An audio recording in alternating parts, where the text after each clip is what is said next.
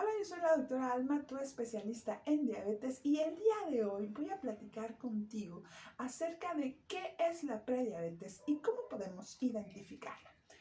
Hablemos sobre prediabetes, que es un estado previo a la diabetes, y aquí la característica que vamos a encontrar es que ya vamos a tener una alteración en nuestras cifras de glucosa.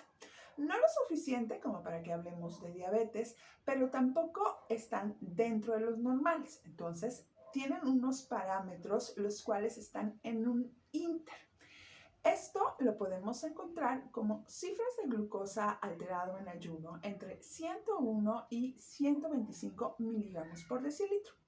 Cuando nosotros tenemos ya una alteración en nuestras cifras de glucosa, a nivel interno ya estamos teniendo mecanismos de fisiopatología que se relacionan junto con la diabetes. Y estos mecanismos son principalmente la resistencia a la insulina, pero también ya encontramos una disfunción de las células beta del páncreas.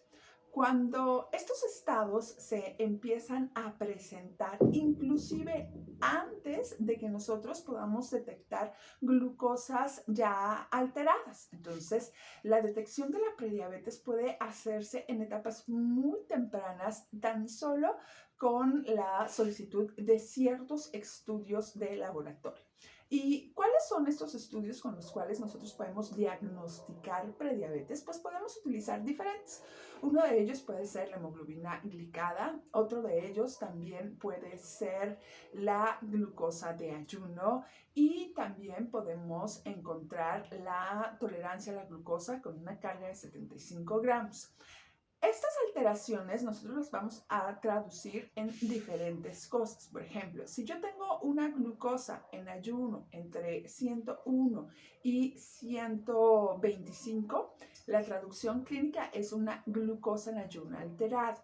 Si por el contrario decido que me realicen una prueba en la cual me van a dar un estímulo de glucosa, que es la tolerancia a la glucosa, pues van a hacer una medición de mis cifras de glucosa, tanto en ayuno y después a los 60, 120 y 180 minutos. Estas mediciones posteriores me van a mí permitir valorar cómo es la respuesta que tiene mi cuerpo ante un estímulo. En este caso, el estímulo es una cantidad de glucosa determinada de 75 gramos, lo cual va a originar que pues, mis niveles de glucosa se eleven, pero también va a ocasionar una liberación de insulina, la cual va a tener respuesta ante este estímulo de glucosa y va a empezar a disminuir mis cifras de glucosa. Cuando esta cifra o este estudio se encuentra alterado, podemos encontrar a los 120 minutos, que son a las 2 horas, una glucosa entre 140 y 199. Esta traducción me habla de que tengo una intolerancia a la glucosa o una intolerancia a los carbohidratos. En la prediabetes se pueden tener las dos condiciones, una glucosa alterada en ayuno, y también se pueden llegar a tener una intolerancia a la glucosa. ¿Y cómo saber si yo puedo llegar a tener este tipo de alteraciones? Pues hay que hacer una revisión acerca de cuáles son los hábitos de la persona y cuáles son las enfermedades o condiciones que tiene. Un ejemplo muy significativo es que las personas que cursan con sobrepeso o con obesidad tienen un riesgo más elevado de llegar a presentar diabetes, ¿verdad? A llegar a presentar prediabetes y por lo tanto, pues la condición de la diabetes. Pero existen otras comorbilidades o enfermedades que también tienen un riesgo incrementado de diabetes, como lo es la hipertensión, los síndromes de ovarios poliquísticos, las enfermedades en los lípidos como las dislipidemias, y tener los triglicéridos elevados o el colesterol pueden hacer que mi riesgo para llegar a presentar prediabetes aumente. Por lo tanto, la prediabetes puede progresar a una diabetes aproximadamente en un 25% de la población. Otro 50% de la población puede quedarse en prediabetes y este prediabetes puede llegar a aumentar de 5 a 10% la probabilidad de llegar a presentar o evolucionarse diabetes por año. Entonces, imagínate cuánto tiempo atrás debemos estar haciendo la cuenta para saber cuántos años me quedan entre la prediabetes y la diabetes. ¿Por qué? Porque ya en este estado, en este inter y previo a esto, ya existe daño a nivel de la célula del páncreas. O sea, ya le estamos inflamando, ya le estamos ocasionando que secrete mucha insulina para poder estar nivelando nuestros valores de glucosa en sangre y esto finalmente la va a agotar y va a provocar que haya una disfunción. Además de que estamos viendo que la resistencia a la insulina van de la mano, por lo cual estos mecanismos fisiopatológicos van a desarrollar finalmente la diabetes como tal. Para que yo pueda identificar este tipo de factores, pues bueno, debo de ver cuáles son mis condiciones actuales, ¿no? En personas que tienen una edad mayor de los 65 años, tienen un riesgo aumentado, así como aquellas personas que llegan a tener sobrepeso y obesidad o hígado graso, inclusive aquellas mujeres con síndromes de ovarios poliquísticos o que hayan tenido productos llamados macrosómicos, esto quiere decir que pesen más de 4 kilos, tienen un riesgo mayor para llegar a presentar diabetes. Por eso es que si tú tienes ya estas condiciones, hay que realizar una búsqueda intencionada sobre prediabetes y diabetes para poder actuar de una manera eficaz en el momento en el que se diagnostique. Si tú te diagnosticas con prediabetes y empiezas a seguir un tratamiento, tu probabilidad de revertir a un estado de glicemia normal puede ser del 25%, ¿verdad? Entonces, en los próximos años, ¿verdad?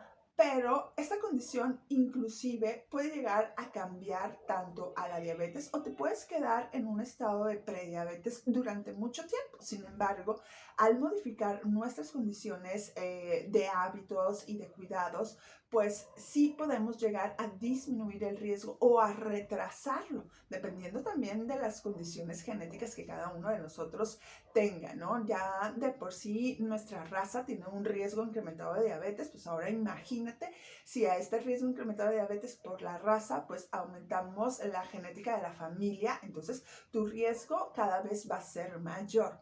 Cuando hay la prediabetes, se tiene que tomar un tratamiento sí o sí. ¿Por qué? Porque si lo dejamos evolucionar, pues vamos a saber que va a evolucionar ese diabetes. O sea, no se va a regresar por sí mismo a un estado de normalidad si no intervenimos, debido a que para que ya haya alteraciones en las glucosas y que nosotros las podamos evaluar mediante un parámetro clínico de un laboratorio, quiere decir que este reloj empezó a correr muchísimo tiempo atrás, entonces tenemos que intervenir para poder detener el daño que podamos detener, ¿verdad? O sea, no podemos decir qué porcentaje de daño podemos llegar a detener, pero sí podemos hacer un cambio muy significativo en las condiciones a largo plazo. Siempre hay que pensar en dos momentos. Uno que es en el momento actual y después, ¿qué le puedo ofrecer a mi paciente a largo plazo, ¿no? O sea, porque vivir con diabetes sabemos que no es vivir con diabetes 1, 2 o 3 meses, sino que es a largo plazo. Entonces, hay que hacer medidas que puedan llegar a sostenerse durante mucho tiempo. Y en la prediabetes como en la diabetes, el tratamiento de la modificación de los estilos de vida sigue siendo una piedra angular. Por lo tanto, hacer nuestros cimientos en la modificación de nuestros estilos de vida como una medida para tratar nuestra condición definitivamente te va a ayudar. Tan solo la modificación con el peso, que es una de las cosas que se recomienda como parte del tratamiento. Si tú llegaras a perder un 5% del peso que actualmente manejas, quizás no estamos tomando ya la condición de que tengas que llegar exactamente al peso que te corresponde por tu índice de masa muscular, de acuerdo a tu estatura, ¿verdad? Sino que estamos hablando de perder un 5, un 10% del peso que traes. Imagínate que tú pesas 100 kilos y tan solo perder el 5 o el 10%, que serían 10 kilos, en un lapso de tiempo que tiene que establecerse. Ahora no lo podemos dejar a ver cuándo, no, tenemos que establecer un tiempo. Entonces, perder este peso en un año, en 6 meses, pudiera hacer un cambio radical de cómo va a ser el pronóstico de la enfermedad de la persona. Podemos detener mecanismos fisiopatológicos y también podemos modificar la historia. No, porque un 5, un 10% va aumentando la mejoría, ¿no? O sea, los cambios son acumulativos, ¿no? Se ha visto que se ha detenido la progresión hasta en un 30% de la población que se somete a cambios en el estilo de vida, pero junto con modificaciones en la alimentación y tratamiento farmacológico. ¿Por qué? El tratamiento farmacológico también ayuda a mejorar estas condiciones como la resistencia a la insulina, la disfunción de la célula pancreática, disminuir la inflamación y ayudar a que se vayan revirtiendo estas condiciones que ya están empezando a tener una repercusión en nuestra salud. ¿Y cuáles son las repercusiones clínicas que puede llegar a presentar un paciente con prediabetes? Pues bueno, las repercusiones clínicas se van a traducir en enfermedades. Y las enfermedades a las cuales está asociada la prediabetes son enfermedades cardiovasculares como infartos cerebrales, como infartos al miocardio, pero también podemos llegar a tener grados de retinopatía, podemos tener también disfunción neurológica, afectando no solamente la neuropatía en miembros inferiores, sino también podemos llegar a afectar nuestro corazón debido a la neuropatía ocasionada por la diabetes. Podemos llegar a tener implicaciones que van a ir aumentando conforme nos vayamos exponiendo más a las cifras de glucosa alterada, ya que se sabe que las implicaciones y las complicaciones a las que una persona con prediabetes se puede llegar a presentar empiezan a partir de la cifra de 101 miligramos por decilitro. Entonces, por eso sí es importante detectarte tú a lo mejor de manera casual, decir, bueno, hoy vamos a ver cómo está mi glucosa el día de hoy, y 2 horas después de mi almuerzo también poder llegar a detectar cómo está mi glucosa de una manera casual, porque estas detecciones así al azar pueden estar ayudándome a identificar si ya estoy en este curso en el cual hay prediabetes o si todavía puedo empezar a hacer algunos ajustes en mi dieta y volver a la normalidad. Los ajustes en los hábitos siempre van a dar un trabajo, más bien dicho, porque implica hacer muchas acciones del paciente, ¿verdad? A veces es más fácil tomar una pastilla y decir, bueno, con esto me voy a curar, que dejar de comer ciertos alimentos, que dejar de dormir a cierta hora o que hacer ejercicio, ¿no? Entonces digo, me tomo esa pastilla y ya con esto no hago ejercicio. La verdad es que esto no funciona así, porque un hábito como el ejercicio, como la alimentación, como el descanso, te van a proveer de mayores herramientas a nivel celular que lo que una simple pastilla puede llegar a ser, ya que si tú te tomas una pastilla, pues este efecto va a estar delimitado al tiempo en el cual este medicamento hace su efecto y se elimina de nuestro cuerpo. Sin embargo, una alimentación que a ti te persiga por los próximos 40 años de tu vida o un hábito como el ejercicio que tú lo tengas desde este momento hasta que fallezcas, pues va a hacer que tu cuerpo y que tu vida tengan otro significado y tengan otras implicaciones, ¿no? Vas a sentirte mucho mejor con lo que haces y vas a poder controlar las enfermedades que se estén asociando a una prediabetes o a una diabetes.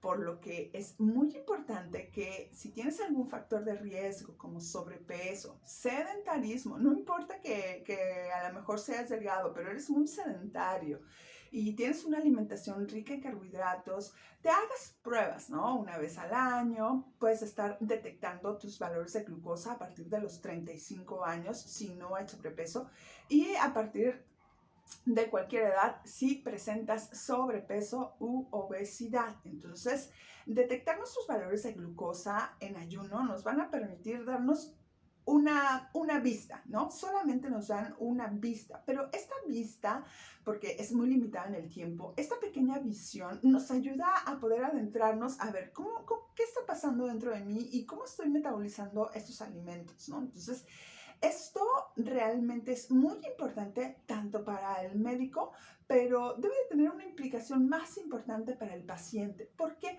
Porque de verdad que se pueden hacer muchas cosas cuando se trabaja en equipo y cuando se persiguen objetivos en común, ¿no? En este caso, el objetivo en común sería mejorar la salud a través de mejorar la prediabetes o mejorar la diabetes y pues bueno, al realizar acciones que nos van a implicar cierto trabajo, pero el beneficio a corto y a largo plazo va a ser mayor, creo que vale la pena modificar nuestros estilos, modificar nuestras conductas para poder alcanzar ese inter que nosotros necesitamos entre la salud y la enfermedad.